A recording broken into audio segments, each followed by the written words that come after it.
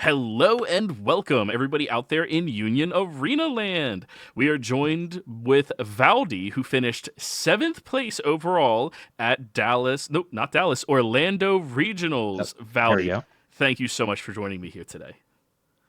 course, of course. So you made what seems to be the correct decision in playing Saito at this event, where many people who've been doing their playtesting can all attest that this is one of the scariest decks in our format, one of the most consistent decks in our formats, and has one of the best win rates against the big scary of our format. How did you come across picking this deck in particular, and what did your practice look like before you ended up coming here?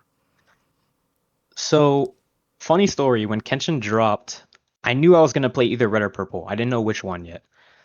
There was a deck list floating around of a multicolor red Kenshin running the purple zero drop Kenshin and the blue zero Yeah. drop Kenshin just to have them as raid targets. And early game aggro that doesn't push back, so it is killing the babies if that's the case. Mm.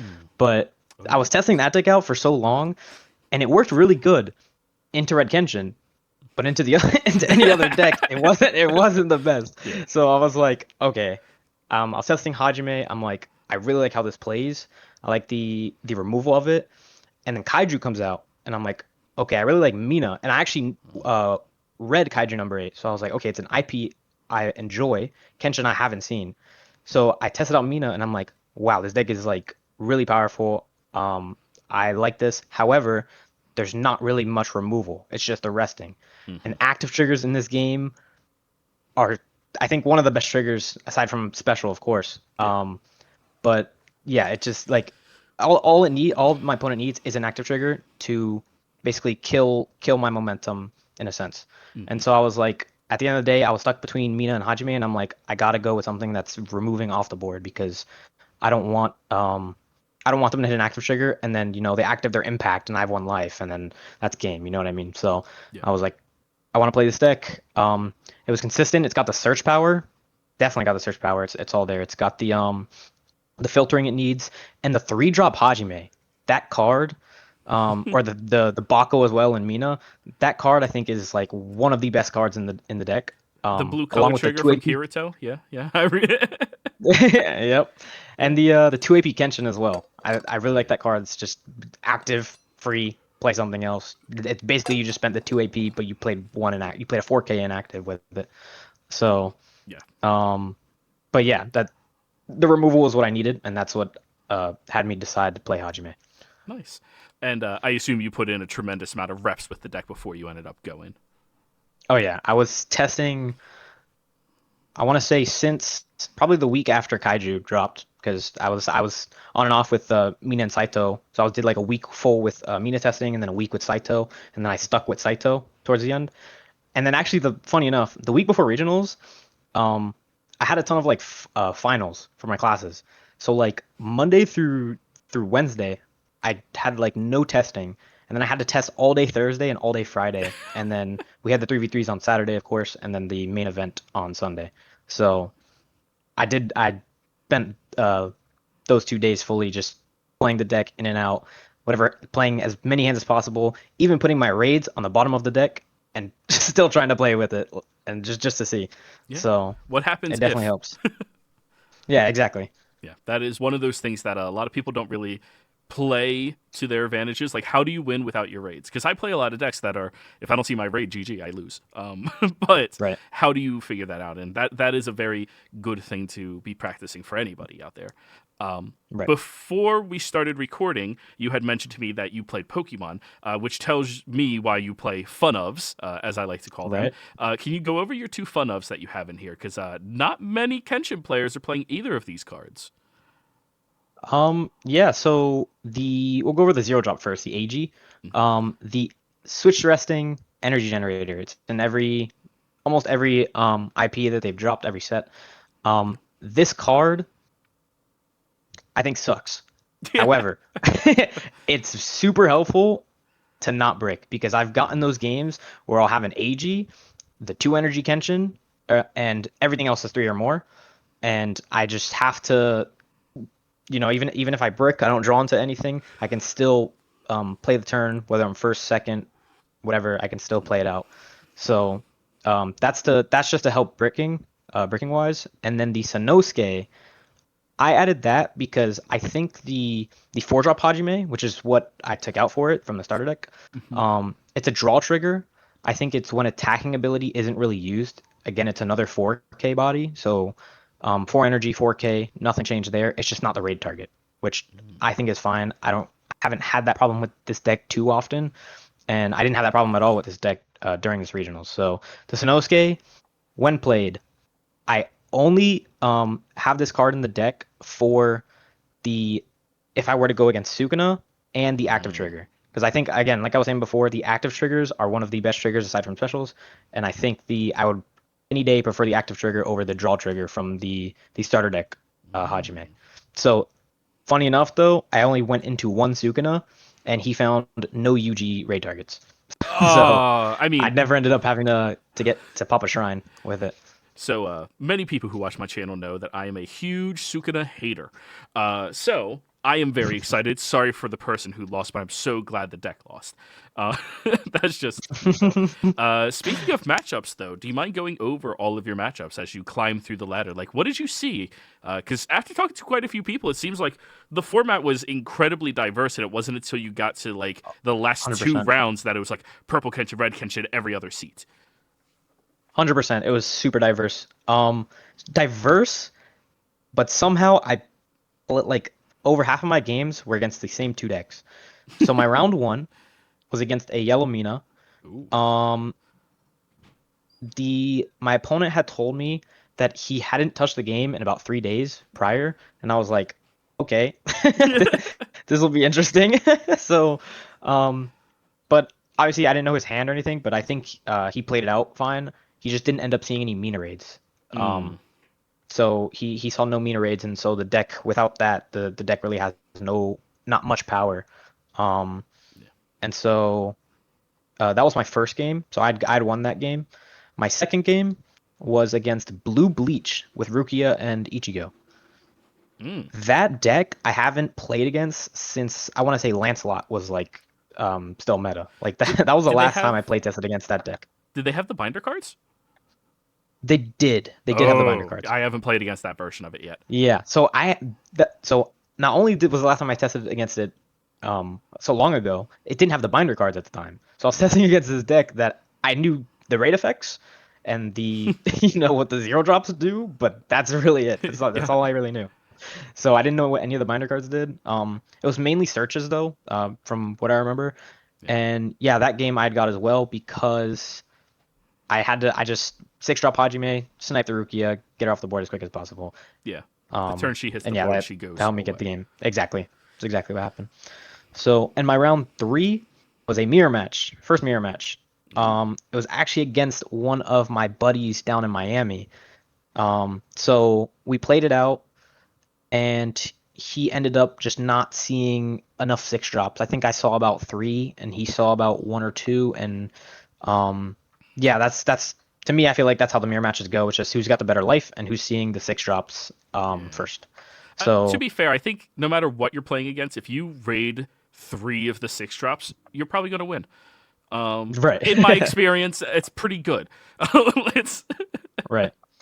so okay. So yeah, I had got that game against him. My fourth round was my first loss, and this was before they did like a lunch break, which was unexpected. Like wasn't informed of it or anything, but it was whatever. It happened, done. This was against Will, the second place player. So Mm. also playing Saito, another mirror match. So it was mirror match back to back. Um, he just did the opposite of what I did the round prior. So he saw three Saitos, and I saw about like one or two. And he also had a special in life and a special in hand, and I was like, all right, there's Yeah. nothing much I can do against Too that. much removal. GG. So, right, exactly. So lost that game.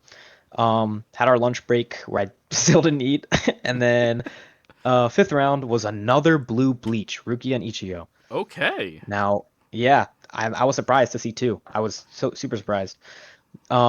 This blue bleach, um, I don't think a Rukia got out, if I remember. I don't remember Rukia getting out on the board and freezing. However, the Ichigo, there was no couldn't draw into a special, so it was never a double tech at any Oh. point during that game. So Um, there was that, and then the 2 AP Ichigo that bounces something to hand. I can't confirm if this was round 2 or round 5. However, they bounced the 6 drop to my hand when I had like 4 or 5 energy in the back. And so I was kind of I was kind of confused when that happened. I'm assuming it was because they had 1 life at that time, and so that was the impactor on the board. And so Yeah. there's just to make sure, okay, he doesn't have the impact. Yeah. However, I think that's the worst mistake any player can make, because you just have to assume the worst case scenario is that they're ready to put another one out. You know what I Yeah. mean? Yeah. So Sadly, like bounce decks, I think are just horrendous into Saito in general. yeah, Like you don't have a good target for them to bounce. Like the best right, thing they can bounce exactly, is your 2 drop. Like that's right, really it. Like pretty much. so. Oh damn, that's really unfortunate. Okay. Yeah. The deck actually bounces itself because of because Exactly. it helps it out. Yeah. So, Thanks. Like.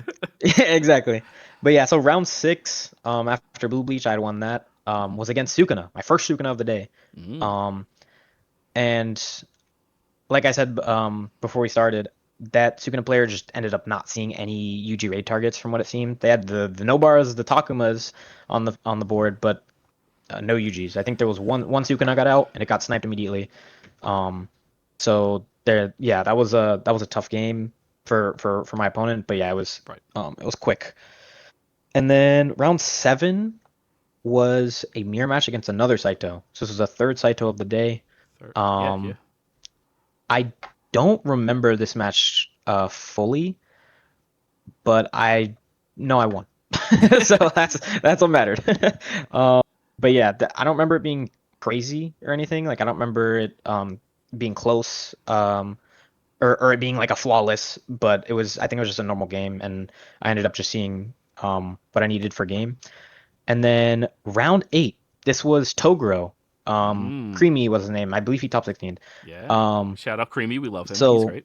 yep. So that Toguro deck, I was telling all my locals, I was like, listen, before the regionals, I was like, listen, I gotta practice against Dobro. There's, I know this. I will see this deck at least once in the regionals. Yeah. They're like, bro, don't worry about the deck. It's too high rolly. They have to see the raid. Blah blah blah. I'm like, I need to practice.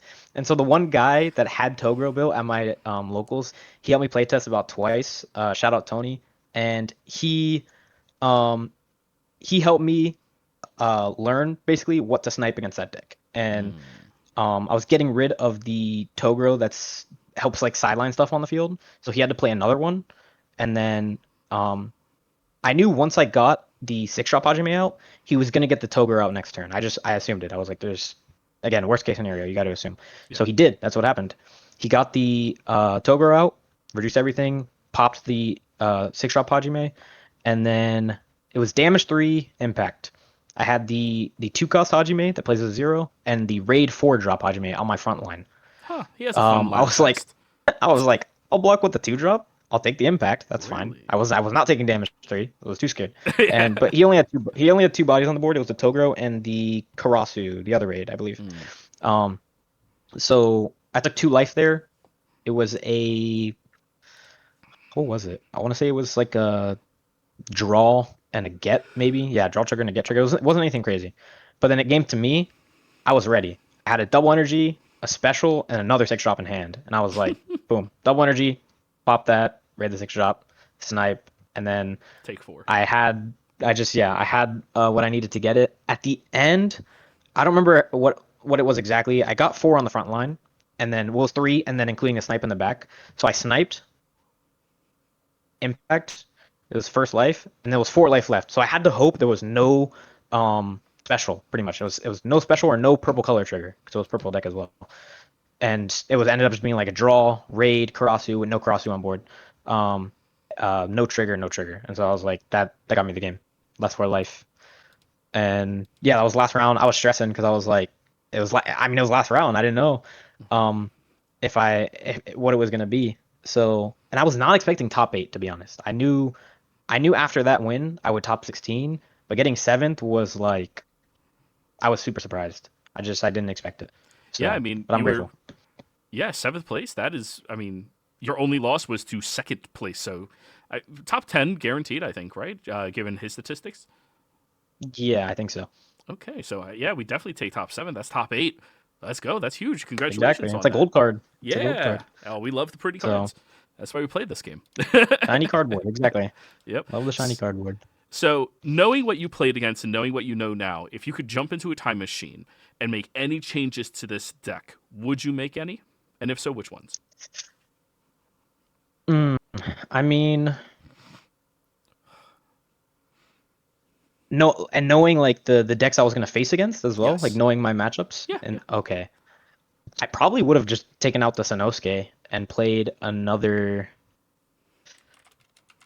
maybe played another AG just for safety of really, really not trying to brick. But I mean, that's just like absurd, I guess, because I know I was gonna face one Sukuna. I thought I would see at least two Sukunas, and that wasn't the case. I saw more blue bleachers than I did Sukuna, which I was so super surprised about. Yeah. Um, so yeah, I'd probably keep the list the same, to be honest. I think it's consistent enough with the search, having the energy, and not breaking. So I'd probably keep it. All right, perfect. And there's one last thing I want to touch on. So, the last major event for our competitive season is going to be Natties. And you're going, I assume, because, I mean, I hope so. Of course. Yep. Got to. S- you know the IPs that are going to be available: SAO V2, Demon Slayer V2, Evangelion. Do you Mhm. think that this is still going to be a competitive, viable deck for you to take there? Or do you perhaps have your eyes on other decks that you want to play test with and see maybe if you want to move into that direction? Yeah, so I could tell you now, I'm not playing this deck at regionals. Like I'm 90% sure I'm not playing this deck at regionals. Okay. Reason being, I've tested um Evangelion on the sim, on the simulator, the Hmm. online simulator, with the cards are not in English, they're in Japanese. So we gotta have two tabs open, looking back and forth at the translation every time. But so it's slower games, but it's good practice. And assuming cards are not cut from that set when it comes to the US, that deck will be top tier, amazing. The like all the decks in that set, Hmm. yellow, purple, red, all of them. I think they'll be top tier, amazing. Um, my thing is, I don't know how they're gonna do against each other. So I don't know how the mirror matches are with yellow and purple or purple and red or red and yellow. So that's what I'm testing out now. I'm proxying all the decks tonight or tomorrow at some point, and my locals agreed to help me play test that until Nets because I think yeah, Evangelion will probably be it. Or Purple SAO. I've looked at Purple SAO and I think that deck will also be seen at regionals and it'll be a strong competitor as well. Yeah. Assuming neither of them get a cut like Red Kenshin did. Right, correct. Because I am fearful if we get Song at full power. Um, because JP does not have Song at full power, right? They currently have the ban on it or the restriction on it in JP. So Okay. like, yeah, if we got that, I'm scared. Yeah. That's going to be a whole lot of SAO. Right. For uh, sure, for sure.